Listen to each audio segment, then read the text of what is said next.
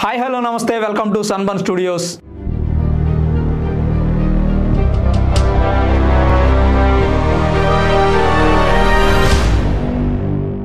నేను మీ రామ్.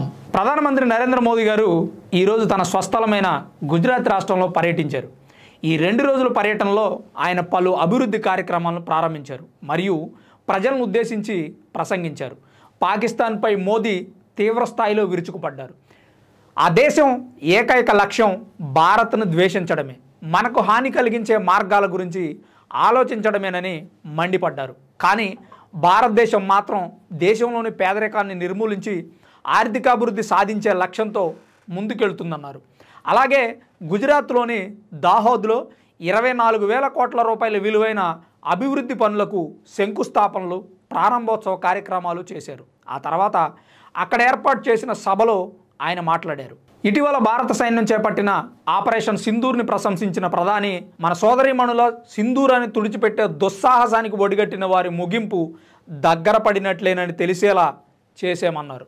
దేశం విభజన తర్వాత ఏర్పాటైన పాకిస్తాన్ భారత్ పట్ల ద్వేషంతో బతుకుతోందని, మనకు హాని చేయాలనుకుంటోందని పాకిస్తాన్పై మండిపడ్డారు. కానీ భారత్ మాత్రం పేదరిక నిర్మూలన, ఆర్థికాభివృద్ధి సాధించడం, అభివృద్ధి చెందిన దేశంగా ఎదగడమే లక్ష్యంగా నిర్దేశించుకొని ముందుకెళ్తుందని చెప్పారు. 2014లో ఇదే రోజు తొలిసారి పీఎంగా బాధ్యతలు చేపట్టానని నరేంద్ర మోదీ గుర్తు చేసుకున్నారు. తొలుత గుజరాత్ ప్రజలు తనను ఆశీర్వదించారని, తర్వాత కోట్లాది మంది భారతీయులు ఆశీస్సులు అందించారని అన్నారు. ఈ కార్యక్రమంలో భాజపా నేతలు ఆయన ఘనంగా సత్కరించారు. ఈ పర్యటనలో భాగంగా దాహోద్లో 1,000 కోట్ల రూపాయల అభివృద్ధి ప్రాజెక్టులను ప్రధాని మోదీ ప్రారంభించారు. వెరావల్ అహ్మదాబాద్ మధ్య వందే భారత్ ఎక్స్ప్రెస్, వల్సాద్ దాహోదుల మధ్య ఎక్స్ప్రెస్ రైలుకు జెండా ఊపారు. ఎలక్ట్రిక్ లోకోమోటివ్ తయారీ కేంద్రాన్ని ప్రారంభించారు. దేశాన్ని వికసిత భారత్ దిశగా మార్చేందుకు 140 కోట్ల మంది ప్రజలు ఐక్యంగా పనిచేస్తున్నారు. ఈ 11 ఏళ్లలో ఎన్నో నిర్ణయాలు తీసుకున్నాం. దశాబ్దాల నాటి సంఖ్యలను బద్దలు కొట్టి దేశాన్ని తయారీ కేంద్రంగా మార్చుతున్నాం. కార్లు, ఫోన్లు, బొమ్మలు, ఆయుధాలు ఎగుమతి చేస్తున్నాం. 3 సంవత్సరాల క్రితం ఇదే ప్లాంట్ శంకుస్థాపన చేశాను. దీనిపై ఎన్నో విమర్శలు వినిపించాయి. ఎన్నికల సమయం కాబట్టి ప్లాంట్కి పునాది వేశారు, కానీ ఏం నిర్మాణాలు చేపట్టారని విమర్శించారు. కానీ ఈరోజు ఇక్కడ ఎలక్ట్రిక్ లోకోమోటివ్ తయారైంది, అది మనకు కనిపిస్తోంది అని మోదీ ఈ సందర్భంగా మాట్లాడారు. అనంతరం రైల్వే మంత్రి అశ్విని వైష్ణవ్ మాట్లాడుతూ 2022లో ఆధునిక ఎలక్ట్రిక్ ఇంజన్లు తయారు చేయాలని నిర్ణయం తీసుకున్నారు. 2023లో ఆ దిశగా పని మొదలైంది.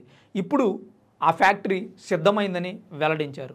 వేదిక వద్దకు చేరుకోవడానికి ముందు మోదీ ర్యాలీలో పాల్గొన్నారు. ప్రజలకు అభివాదం చేశారు. ఆ ర్యాలీలో కల్నల్ సోఫియా ఖురేషీ కుటుంబం పాల్గొని వారు మోదీపై పూలు చల్లి ఘన స్వాగతం పలికారు.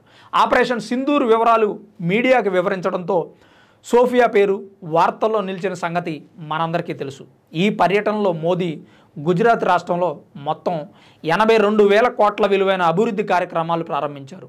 ఈ పర్యటన మే 27న గాంధీనగర్లో జరిగే అర్బన్ డెవలప్మెంట్ ఇయర్ 2025 ప్రారంభోత్సవంతో ముగియనుంది. ఫ్రెండ్స్, చూశారు కదా మోదీ గారి పర్యటన వివరాలు, ఆయన మాట్లాడినటువంటి ఉత్తేజపరమైనటువంటి మాటలు. మీకు ఎలా అనిపించిందో కామెంట్ చేయడం మాత్రం మర్చిపోవద్దు. వీడియోని లైక్ చేయండి, మరొకరికి షేర్ చేయండి. Thanks for watching this video. This is Ram signing off sunburn studios.